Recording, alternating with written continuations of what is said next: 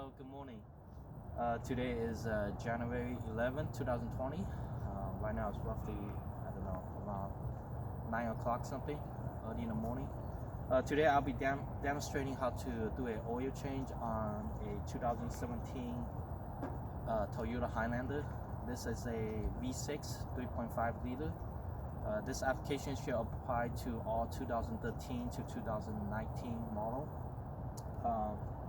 Let me quickly demonstrate some of the stuff that you need. First of all, you need motor oil. The one that I'm using is a Mobile One. You could use any motor oil brand you want, but make sure that is 0W20. So you could look at your car manual, but for Toyota Highlander, the spec for the oil is 0W20. And then obviously you need the oil filter. So I got this from Amazon, but you could also get it from Toyota dealership. The serial number, I don't know if you guys can see it, it's right here. That's the model serial number for Toyota Highlander.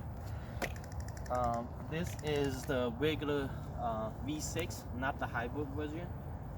I also noticed that the oil filter is also fit for Toyota Prius as well, so the same filter it used. Quickly show you that what it comes with it. So obviously it comes with a gasket. This should be 2 gaskets, and then a plastic drain. You could use this or you don't use this, either way, but I'm going to show you the standard way of using this. So I am going to use this time, but usually I don't really use this. And then obviously the filter itself. Okay, so I'm going to put this aside, and then you need the, I guess, the filter housing wrench. So this is what you use to remove the filter housing. And then you need the 14mm socket wrench. That's to remove the drain plug on the engine pan, oil pan. And you need a bucket, something to fill the oil with. So when the dirty oil came out, drain, you want to have a place to go. And then obviously a funnel for the clean oil to go in with. So let's quickly, one thing before you start is that you want to have your engine warm, not cold, because when it's cold, the oil doesn't drain that easily. So when engines warm up, it drains a lot better. And at the same time, you do not want it to be too hot, because if it's too hot, obviously you won't able to do oil change, because you might burn yourself. So first thing first, open your hood. And when you open your hood, what you want to do is you want to open up this oil filter cap, if you could see right here. And on the oil filter cap, it actually labels 0W20. That's the type of oil that you need, 0W20. And the reason why you want it to be open is that later the oil will drain a lot easier. Because if you close, when you open the drain plug, the oil will come out so slowly. But when you open it, there's more gravity, so it'll just drain a lot easier. So that's first thing first. And then after that, everything happening on the bottom. So let me quickly show you guys. Let me get down first, and then I'll show you where's the key. Pass me. Thank you.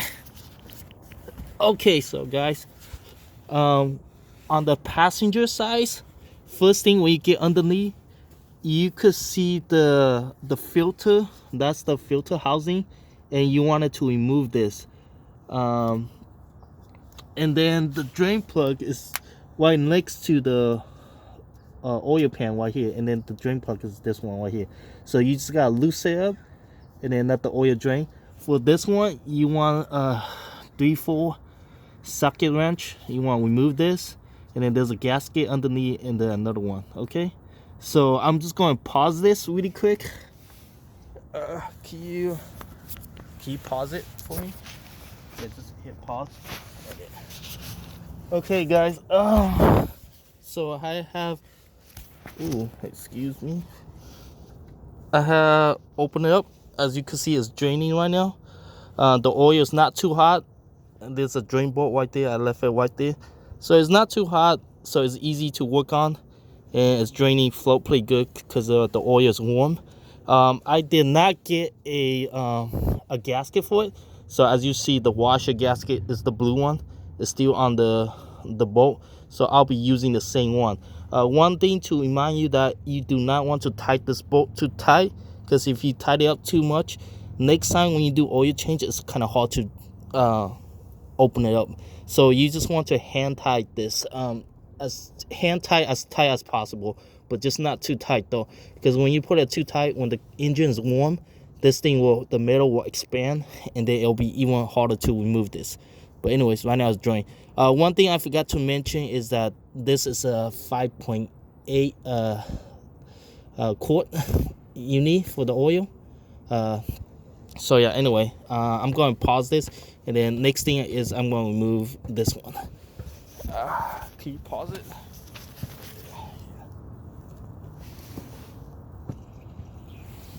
Okay guys, so what I just did is I removed this metal piece from the filter housing. It's from right here. What you just do is you put in the 3/4 socket that you have right here, and then you just insert it into it, and then just remove it. So can you pass me that plastic, the white one? So just put it down. So remember the plastic that came in the box? This thing, what it does is that it sticks in here and then drain the oil out. So let me put it closer this way, and then wait. It's going to be hard to stick it in, but just try your best. There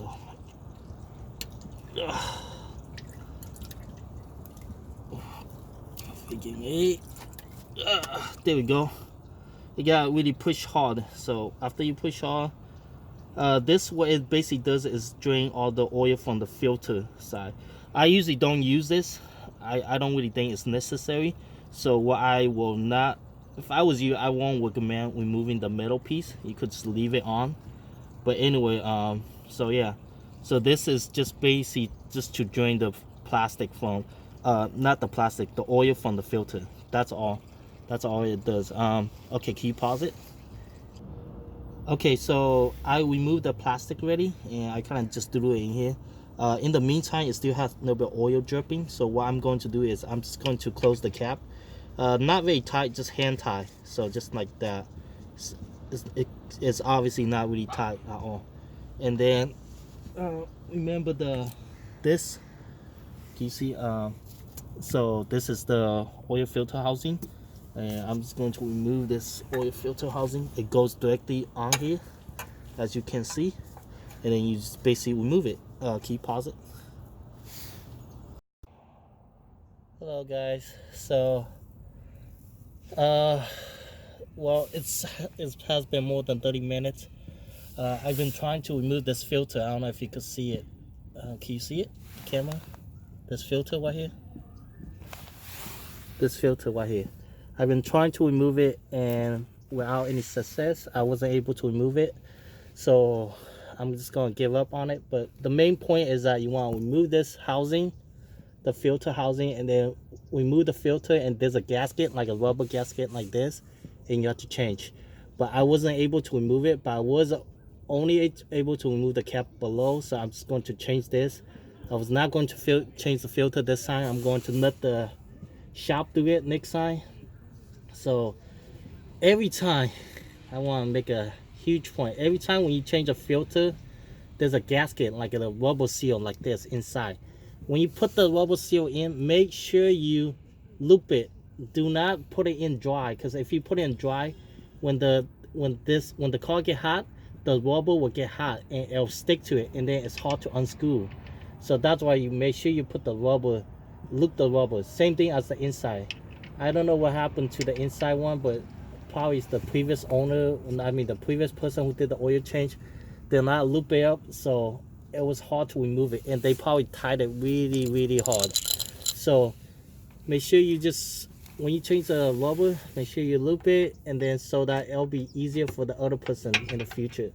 So now I loop this one, so it'll be easier to remove. And just hand tie. You don't have to do it extremely tight like this. Hand tie. Okay, it's good. That's it. and then it's not going to leaks. And that's about it. I already tied this bolts ready, so this one's been tied, and I just tied this one up just now, so it's good. So once again, make sure you loop it, don't make it too tight, and then it's good. So keep pausing now. Okay guys, last part. Obviously you want to fill this oil. So remember, you have this oil cap off, open it. So this car needs 5.8. This is 5 quart. So you're just going to pour this whole 5 quart in it. You don't even have to think about it, just pour this whole thing in. Why don't you pause it now? Oh no, you don't have to. I just didn't want to waste everybody's time. It's not that much interesting. So yeah, you just pour this whole thing in, brand new fresh oil. It's very unfortunate I was not able to how should I say, I was not able to change the filter. I really wanted to change the filter, but I was not able to change it. So what can you do? Maybe next time. I tried using an extension, was not able to remove it. So you know, sometimes you need to know when to give up, and I gave up.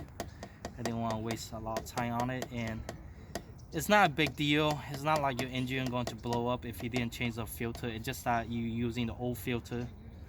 But of course, you know, highly recommend that next time that you do oil change, you should change it. And also the interval to change the oil is 10,000 miles, because you're using synthetic.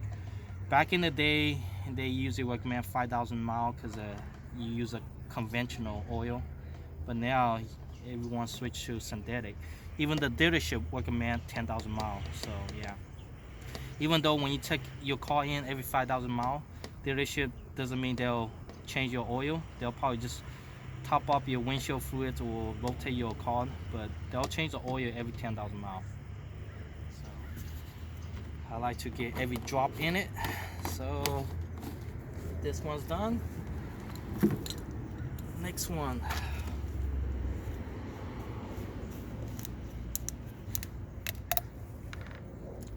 So this is actually 1 quart, and on the side it has a measurement of how many. So you don't want to put a lot in. So I'm just going to put a little bit more than half.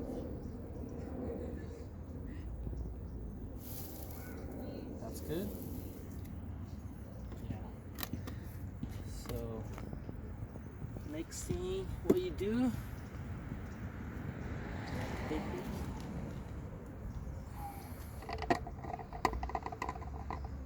Is obviously you close it, and then let's start up the car. Can you pause the video? Okay, so we topped the car off already. Now what you want to do is start up the car. So can you start up the car? Okay, so as you see, there's probably a maintenance light on right now, and I'm going to show you guys how to turn the maintenance light. The door, it's open, but it's okay. Well, first of all, there's a setting on the side right here. I don't know if you guys can see right here. So as you can see, the maintenance light is on. Wait, it just turn off again. There we go. Maintenance light required. So you want to hit the menu button right here. So, and then you want to keep going towards the setting. So keep going. There you go. That's the setting. And then you want to go down. Keep going down. Keep going down until you be schedule maintenance. You see that schedule maintenance? And then what you want to do is hit enter, and we set data is ask you. You say yes. Date has been reset. That's it. So the maintenance light has been turned off, and then you could go back to the main menu again. How'd you exit? Yeah, so basically it's done. So it has been reset. There's another way to reset this. Is obviously you want it to be on trip A. So can you turn off the car? Okay, so the car been turned off.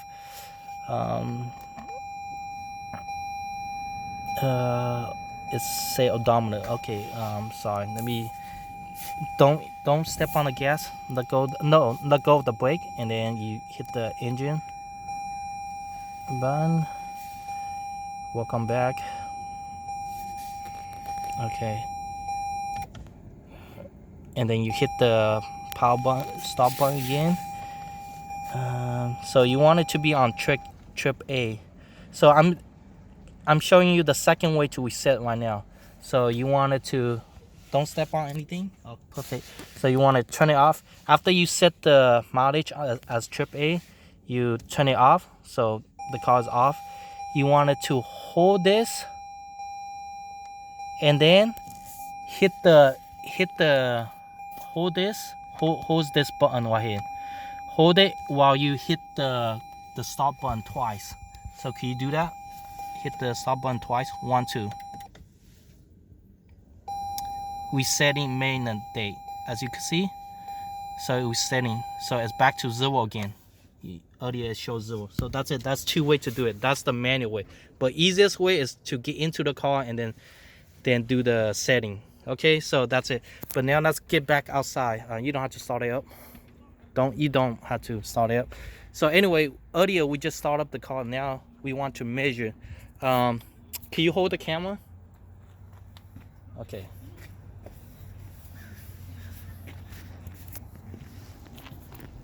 So earlier we start up the engine maybe for only a few seconds. You wanted to have it run for maybe a minute or 2. We didn't do it for a long time, but it's okay. So we pour in the oil and we want the oil to circulate within the engine. And now you pick up the dipstick right here, and then you want to check how much is it. So you want to wipe it clear first. You do not want to do this right away, because when you pour in the oil haven't circulated through the engine yet, so it's not very accurate. So after it circulated through the engine, then you pick it up, and then you look how much is it. Can you see right here? So it's halfway. This is the full part, and the bottom dot is low. So right now it's halfway, so it's perfect. So halfway is fine. You don't really need to be completely on the full level, but since we have tiny little bit oil left, so we're just gonna fill it off, and that's about it. And after you fill this off, and then you're good to go. So this is basically the procedure on how to do an oil change on the Toyota Highlander. That's all. Thanks for watching. And I don't think you guys want to watch this last part where I topped this off. Yeah. So, well, I could show you guys. I mean, I want to pause it. Okay. So anyway, we just top it off just now. I throw in the last drop of the oil. So right now this thing basically have about I guess 6 quarts of oil. And let's check the dipstick again. So first one, you want to wipe it. You want to wipe it dry, and then you put it back. And then the second time is the one that you want to measure. So let's check how much. Oops, I dropped that paper in. So right there's a little bit of oil on top right here. You see that? So it's good. So yeah, it's on second dot. Everything's good to go. That's it. And then the last part you want to check is the bottom here. I got the camera. You want to drop if it's leaking, but obviously I think it should be fine. So there is no leak. All those other oil is from like the old one. You could tell if it's fresh or not, but these are pretty old. So these are from some other people. Yeah, that's it.